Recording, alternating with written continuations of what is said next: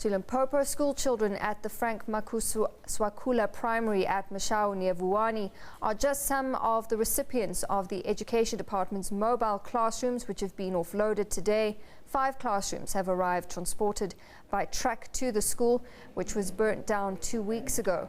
The delivery is being done under heavy police guard. 24 schools have either been damaged or burnt down during municipal demarcation protests 2 weeks ago. 9 people, including an ANC councillor, have appeared in court in connection with the burning of schools and public buildings in Vuwani. Meanwhile, political parties have held a snap debate in the National Assembly on the crisis in Vuwani. The debate was proposed by the Democratic Alliance. So for more on this, we cross to our parliamentary reporter, Lukhanyo Calata. Lukhanyo, good afternoon to you.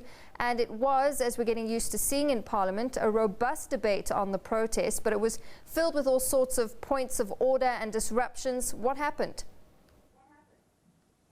Natasha, good afternoon. Well, this is what we've come to expect from debates, discussions in Parliament, in the 5th Parliament at least, where MPs tend to kind of get under each other's skin. But in this debate this morning, what we found was that there was a lot of concurrence amongst the parties condemning the violence that have been taking place in Vuwani over the last couple of weeks. I think there was 1 or 2 political parties that tried obviously to blame the ANC and the government for what is currently taking place in Vuwani, but I think the parties in general were all united in their condemnation of the violence and the burning of the schools that took place in Vuwani. We then had the latest figures that was given by the State Security Minister, David Mahlobo, and he basically said that they've arrested 23 suspects. There are 35 cases of arson, and that they are also that they've opened and are investigating 34 cases of malicious damage to property. This obviously adds on to, I think, the 9 people that appeared in court yesterday.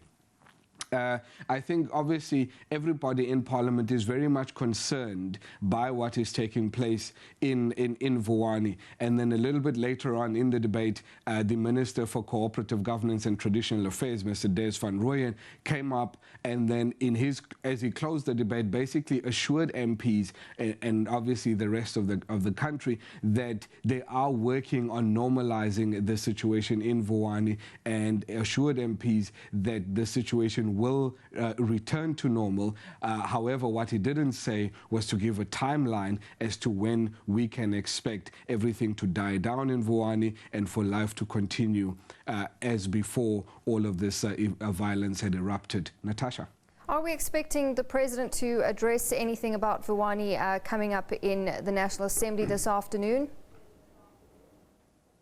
Natasha, we do expect him to. I think the last time he was in the National Assembly, he did allude to it, slightly saying that, look, this thing, it needs to be looked at a little bit deeper on, because he hinted that there could have been a third element involved. So, and I think now what's happened in Vuwani has progressed, and it would be a miss of the President not to try and address the matter. It's obviously we don't know what he's going to say, but we do expect him to at least mention a few words about the situation that's taking place in Vuwani. Natasha. All right, briefly, because we're running out of time, but what we saw in the National Assembly this morning, do you think that kind of sets the tone for what we can expect this afternoon, or do you think things will proceed smoothly? I think this morning set the tone. We do, as you would know, that the EFF has said publicly that it can't be business as usual whenever the President is in the National Assembly. And I think this morning, what we saw this morning, does set the tone for this afternoon. How far and the EFF and some of the other parties will go and stretch the limits, we don't know yet. But you're right. This morning did, to a very large extent, set the tone for what can be expected this afternoon when the President answers oral questions in the National Assembly. Natasha. All right, Lukhanyo, thank you very much for that. Lukhanyo Calata, live from Parliament.